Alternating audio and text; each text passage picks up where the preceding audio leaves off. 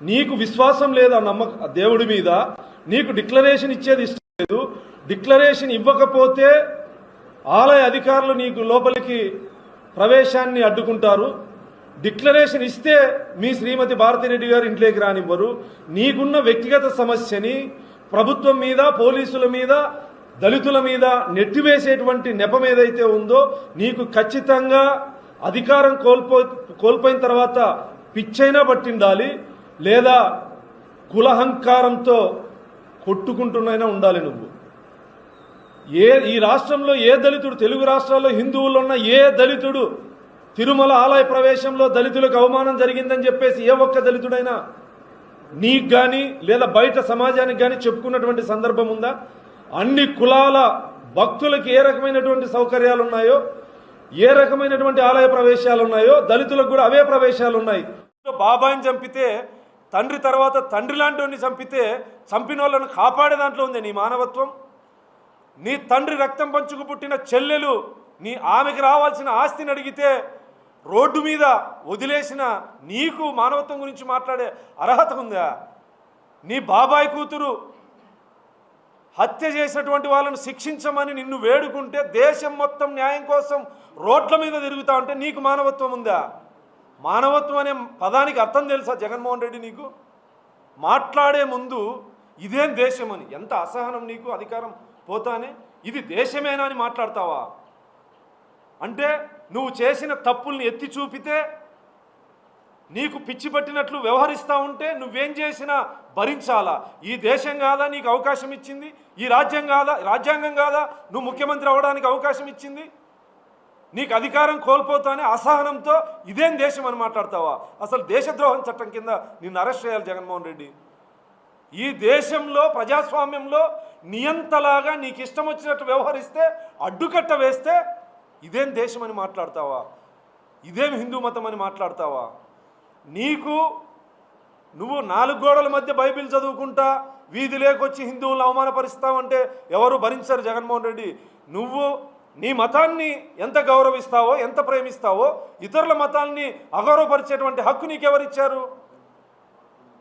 మా రాయలసీమ రెడ్లు నువ్వు రెడ్డే కాదు నకిలీ రెడ్డి అని చెప్తారు. అసలైన క్రైస్తవ సోదరులు, అసలు ఇతను దొంగ క్రైస్తవుడు, కేవలం ఓట్ల కోసమే క్రైస్తవ మతాన్ని అడ్డం పెట్టుకుంటాడు, ఇతను క్రైస్తవుడు కాదని చెప్తారు. నీ పరిపాలనలో ఎన్ని క్రైస్తవ మిషనరీల మీద దాడులు చేశావు? ఎన్ని వందల ఎకరాలు క్రైస్తవ మిషనరీకి సంబంధించిన ఆస్తులు అన్యాక్రాంతమయ్యాయి? ఎంతమంది పాస్టర్ల మీద దాడులు చేశారు? నువ్వెట్లా క్రైస్తవుడు అవుతావు? అసలు 4 గోడల మధ్య బైబిల్ చదువుకుంటా బయటకు వస్తే హిందువులా ఉంటా. ఎందుకు? నీ మతాన్ని నువ్వు గర్వంగా చెప్పుకో, నీ దేవుని నువ్వు గర్వంగా చెప్పుకో, నేను క్రైస్తవుని గర్వంగా చెప్పుకో. దొంగ నాటకాలు ఎందుకు దీంట్లో? ఎందుకు ప్రజల్ని మోసం చేసేటువంటి పరిస్థితి? మా చంద్రబాబు నాయుడు గారు, మా గౌరవ ముఖ్యమంత్రి గారు నా ఇంటి ఇలవేల్పు, నా ఇంటి దేవుడు తిరుమల తిరుపతి వెంకటేశ్వర స్వామి అని గర్వంగా చెప్పుకుంటాడు. గర్వంగా చెప్పుకున్న గెలిచిన తర్వాత తిరుపతికి ఏ రకంగా అయితే వెళ్ళాడో చర్చికి కూడా అదే విధంగా వెళ్ళాడు. అదేవిధంగా ముస్లిం మందిరానికి కూడా వెళ్ళడం జరిగింది. సర్వమత ప్రార్థనలు చేయడం జరిగింది. అన్ని మతాలని గౌరవించడం జరిగింది. అది నాయకుడికి ఉండాల్సినటువంటి ప్రథమ లక్షణం జగన్మోహన్ రెడ్డి. అసలు అంత సిగ్గుగా ఎందుకు చెప్పుకుంటావు 4 గోడల మధ్య బైబిల్ చదువుకుంటానని? నేను క్రైస్తవుణ్ణి, నేను నమ్మిన దేవుడు ఈయన అని గర్వంగా చెప్పుకో. అంతేగాని నీ రాజకీయ లబ్ధి కోసం, నీ స్వార్థం కోసం, నీ యొక్క వ్యక్తిగత స్వలాభం కోసం హిందువుల్ని అవమానపరుస్తా, దళితుల్ని రాజకీయంగా బలి చేస్తానంటే ఇక్కడ ఎవరు ఉపేక్షించేటువంటి పరిస్థితుల్లో లేరు జగన్మోహన్ రెడ్డి. ఈ రాష్ట్రంలో కాదు, ఈ దేశంలో, ప్రపంచంలో ఉన్నటువంటి శ్రీవారి భక్తులకి నువ్వు క్షమాపణ చెప్పాలి. ఇది దేశమేనా అని మాట్లాడినందుకు ఈ దేశ ప్రజలకు నువ్వు క్షమాపణ చెప్పాలి. ముఖ్యంగా ఈ రాష్ట్రంలో ఉన్నటువంటి దళితులకు నువ్వు క్షమాపణ చెప్పుకోవాల్సినటువంటి అవసరం ఉంది. తిరుమల తిరుపతి ఆలయంలో దళితులకు ఎటువంటి వివక్షత లేదు. దళితుల ఆలయ ప్రవేశానికి వచ్చినటువంటి ఇబ్బంది ఏమీ లేదు. హిందూ సోదరులు ఏ రకంగా అయితే దేవుని మీద నమ్మకంతో తిరుమలని దర్శించుకుంటారో, శ్రీవారిని దర్శించుకుంటారో, దళితులు కూడా అంతే స్వేచ్ఛగా, అంతే ఆత్మగౌరవంతో శ్రీవారిని దర్శించుకుంటున్నారు తప్ప నీలాగా కులం మత్తులో లేదా మతం మత్తులో, ఫ్యాక్షన్ మత్తులో, రాజకీయ స్వలాభం కోసం మతాల్ని కులాల్ని వాడుకునేటువంటి దౌర్భాగ్య పరిస్థితుల్లో చంద్రబాబు నాయుడు గారు లేరనే విషయాన్ని నువ్వు గుర్తుపెట్టుకోవాల్సినటువంటి అవసరం ఉంది. జగన్మోహన్ రెడ్డి, నీ పరిపాలన అంతమొందించిన తర్వాత, ప్రజా కోర్టులో నిన్ను శిక్షించిన తర్వాత, నీ పరిపాలనలో అశువులు బాసిన ప్రతి ఒక్క ఆత్మ ఈరోజు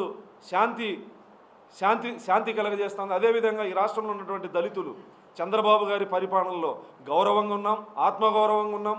మా అభివృద్ధికి గౌరవ ముఖ్యమంత్రి గారు చర్యలు తీసుకుంటా ఉన్నారు. దళిత సంక్షేమానికి ఈరోజు దళిత వాడల్లో ఉన్నటువంటి దళిత మహిళలకి ఆర్థిక అభివృద్ధి కోసం ప్రతి మండలానికి 2 కోట్లు 3 కోట్ల రూపాయల నిధులు మంజూరు చేయడం జరిగింది.